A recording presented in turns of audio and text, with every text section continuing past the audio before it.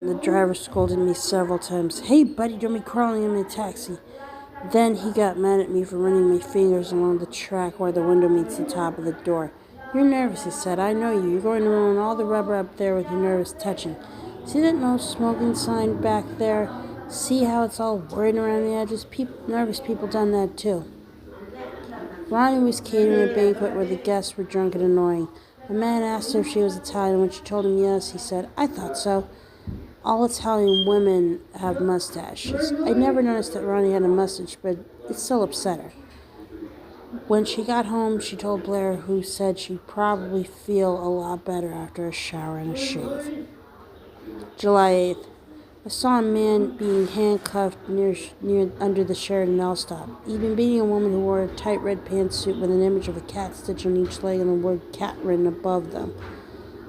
Her face was puffy from the blows, and she stood there threatening the handcuffed man who tried to break free and kick her. Look what you've done now, he kept saying. July 10th. New American Writing published my story Firestone and sent me a check for $15. One of the things I bought with the money is a terrarium I saw at a yard sale. I was thinking I could put hermit crabs in it. I thought of a hamster as well, but they really stink up a room if you don't keep on top of them. July 15th. At the IHOP, a boy had an epileptic seizure. I'd never seen one and didn't tonight either. I knew something was going on behind me, but didn't turn around to look until the boy was asleep on the floor. He was snoring, and his mother stood over his body while his sister Randy used the payphone. Firemen came and then an ambulance. An EMT guy woke the kid up gently, saying, Terry? Hey, buddy. Hi, boy. Say, buddy, do you know what this is? Do you realize you're at the International House of Pancakes, do you? They put him on a stretcher and told him several times to relax. When they wheeled him by, I saw his face. He looked like someone had woken him up in the middle of the night and told him to get back because it was time to move. He was black and very light-skinned. Do black people become pale? Why don't I know that? Last night, Gretchen wore high heels, and the minute we got home, she kicked them off, saying the sound was driving her crazy. I swore to myself I'd never ever remember me to wear shoes like this, she said. It was nice. It's been nice having her here. Every day she goes to the beach to revive her tan, and every day men fuck with her. They call out concerning all the various parts of her they like to have access to. Men on bikes, on the street, on the train. I forget how much crap women have to put up with. Last night, when she was walking down Devon, a group of 6 boys called out, Woo, baby, come here. She walks on. July 22nd. I've been working on a new story, and the pages of IHOP notes spread before me that I can't read. One says Gamma Strayer Germain. Oprah had a show about people who had forgiven the unforgivable. One girl forgave the fellow who stabbed her 20 times and then stabbed her father and ministered to death. She had pleaded for a stay of execution as had the man whose grandmother was stabbed to death by a gang of teenage girls. I remember when that case was all over the news. The grandma who was murdered might taught a Bible studies class. A woman on the panel forgave the man who killed her son while driving drunk on Christmas Eve. He's a frequent visitor at her home now. There were 2 other girls, a woman who would never forgive the man who raped and drowned her sister, and a black woman who was shot in the stomach by gang members who then molested her daughter. She said she could hear the girl crying out, and Oprah said, Did you help her? No, the woman said, perhaps feeling put on the spot. I was shot and bleeding profusely. She explained that she still has a bullet lodged in her kidney and doesn't see the sense of forgiving anybody. Hate is what kept me alive, she said. In today's paper, I read about a 6-year-old girl who was stabbed 17 times by her mother's cousin. He was looking for money, apparently. I'm always struck by how many times people get stabbed. It seems like it's never just once or twice. It must be one of those activities that once you get started, you just can't stop. The girl lived, but according to her grandmother, after the stabbing, she developed a mean streak and is bossy now and picks fights. July 29th. The subject on Oprah was profound handicaps. 2 of the guests were parents of a teenage boy who weighs only 36 pounds. He is blind, dumb, and has impaired hearing due to an ear infection. He doesn't have any thoughts that they are aware of, and he lives at home.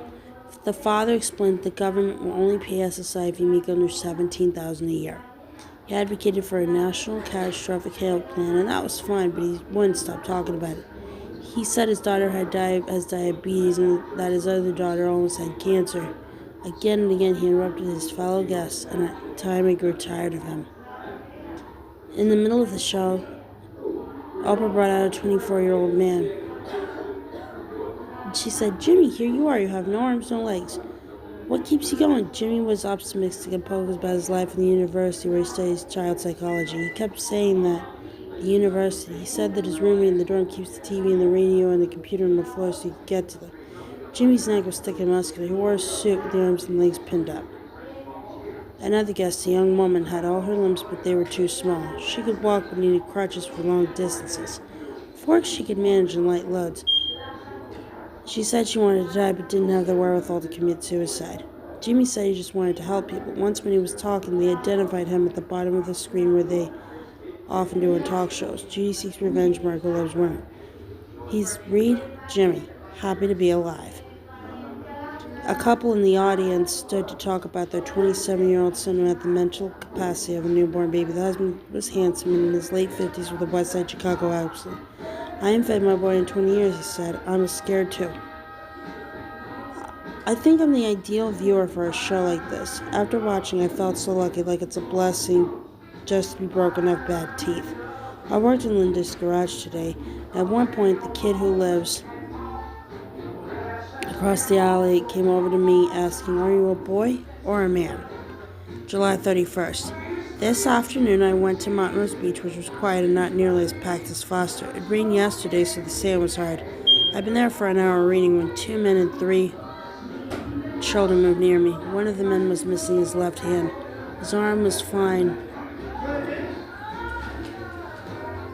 until a few inches above the wrist where it tapered to a point. He sat on a blanket until the other guy took the kids into the water, all of them fully clothed, some with long pants on even.